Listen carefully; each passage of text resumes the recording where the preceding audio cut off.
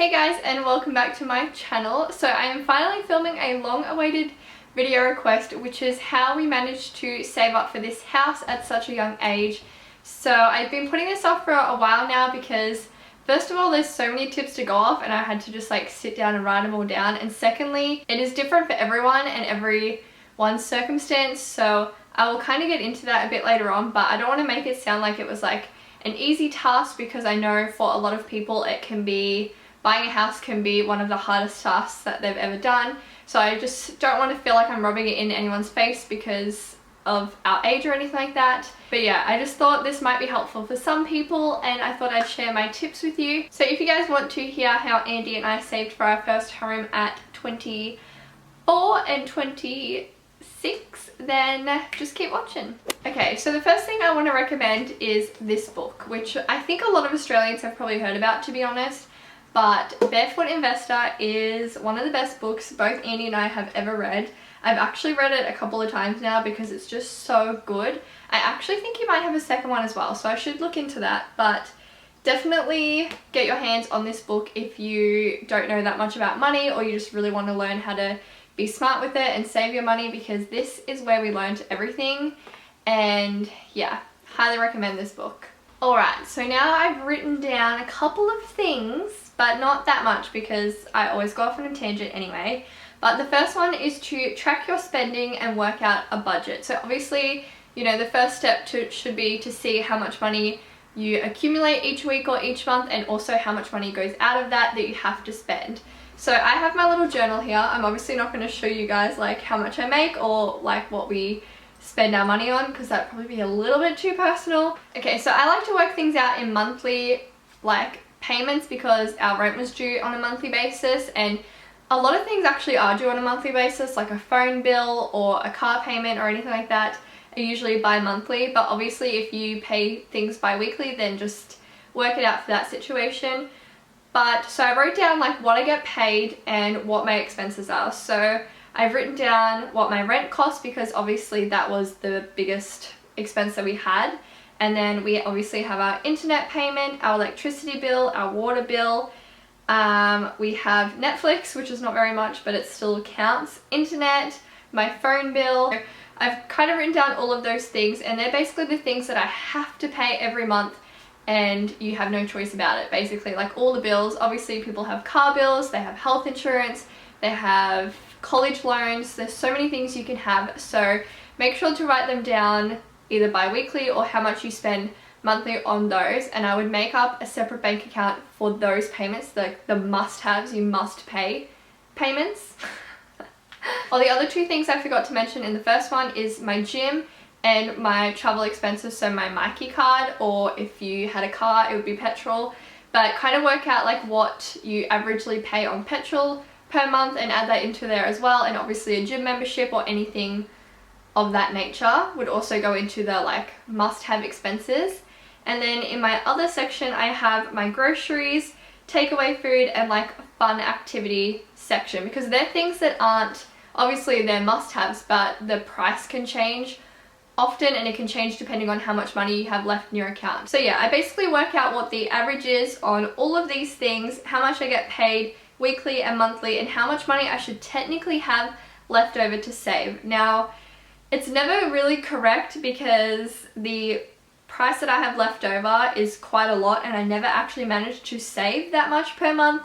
But obviously things just happen, so sometimes you just don't have a choice. But it's just good to write down a budget and see where you're spending your money and how you can potentially change that. And then my second tip is to set up a separate bank account. So both Andy and I have 4. He may even have more than me, I don't know. But we have one for our joint stuff, so it's all of it's the mortgage, the electricity bill, the internet, like water bill, Netflix, our gym memberships, and things like that. They're all in the same joint account.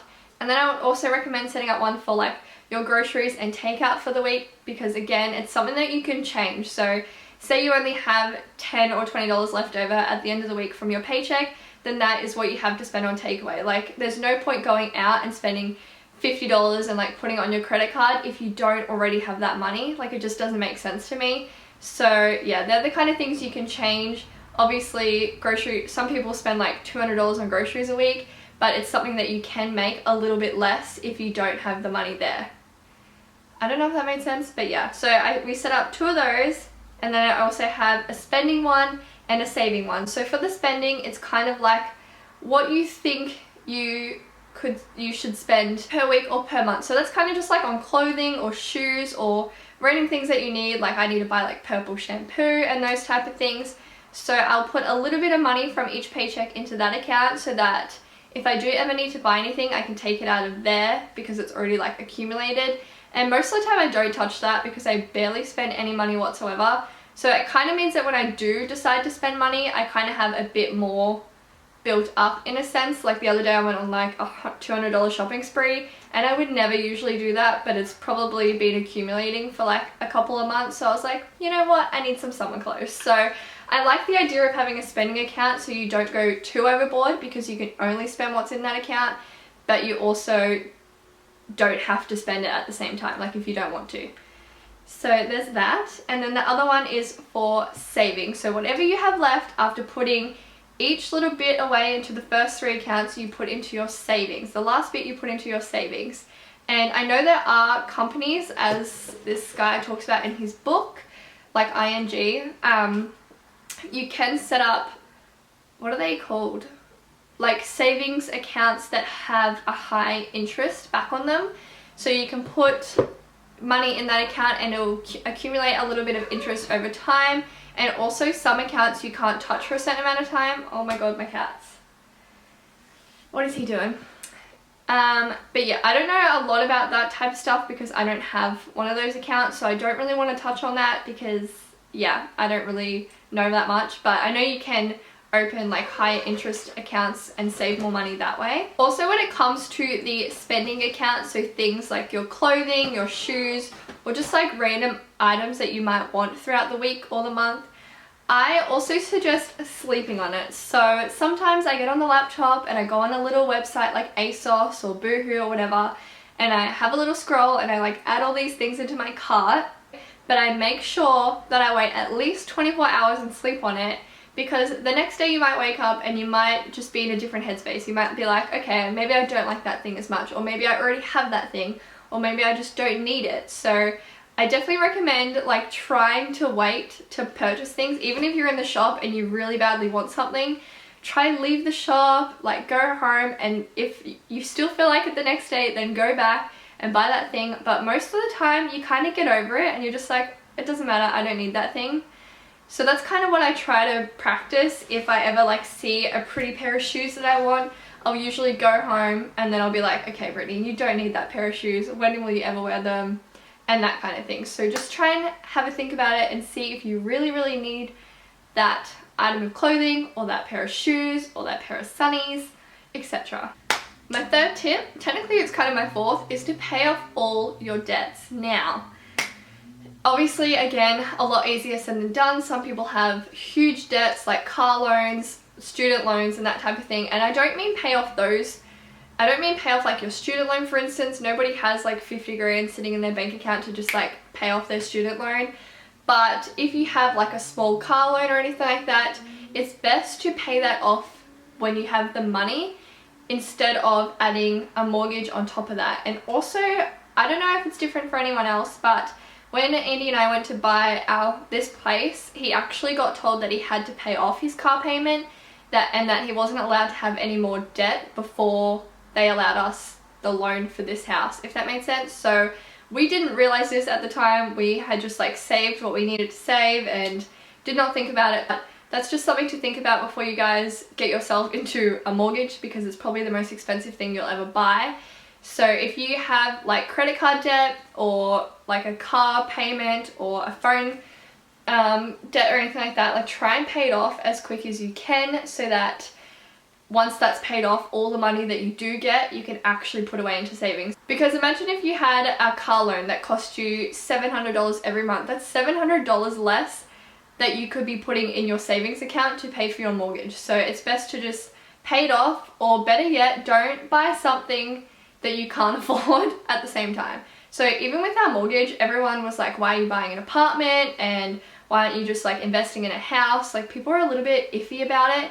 But honestly, if we were to buy like a 4-bedroom house, first of all, we didn't have the deposit for that. And second of all, our mortgage repayments every month would be so high that we would never have any money and we'd be way in over our heads. Whereas the payment we have now is literally the same as what we paid paying rent. I think the main thing to also mention is that Andy and I are both really good savers, and not necessarily because we like want to save or stick to a budget. We actually don't budget that much. We just really don't spend our money on anything. Like we don't have any kids, we don't have, like I don't have a car, Andy has already paid off his car, and just like small things like that. We never buy new clothes, new shoes, I never buy new makeup. Like we literally never spend our money, and when we do buy takeaway or our groceries, they're often pretty cheap. We only spend about $100 on groceries a week, and if we go out to eat, we usually like don't spend any more than $30. So we live a pretty like cheap life. We also don't make a lot of money, so that's probably why. I feel like the more money you make, the more money you tend to spend, which is really weird, but I feel like a lot of you guys would probably agree with me there. Like if you were making $1,000 a week, you would probably be so used to just spending it. You'd probably go out and have like cocktails every weekend and buy heaps of fast food and buy heaps of clothing and designer bags and things like that, but we don't make that kind of money, so we kind of are a bit more savvy with our money. I also think the way that you're brought up and your family really have an impact.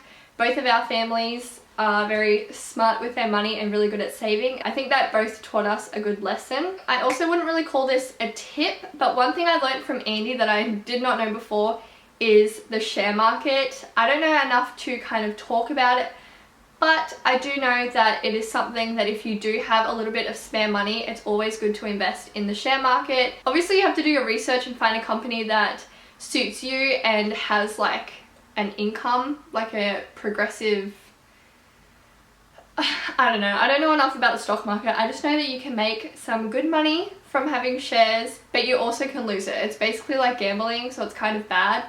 But it's really good for your future as well. Like when you want to retire, you could have heaps of money left in your shares. So that's just something to research. I don't know enough about it to mention it in this video, but you can like have a little Google, and if there's any other YouTube videos that are about shares, you should do some research, because yeah, what Andy has taught me is like mind-blowing, and I just think it's cool that you can make some extra money off having shares. My next tip is to try and do your research and find where you can save money. So with like our electricity bill and our phone bills and things like that, you often can get them cheaper. So find, like, call up all the electricity companies and the water companies, the internet companies, and find which one will give you the best rate. Because when I was a student in university, we often got like, I think it was like 30% off our electricity bill. You obviously don't get that when you're not a student, but we still did our research and made sure that we found a company that had a good percentage off.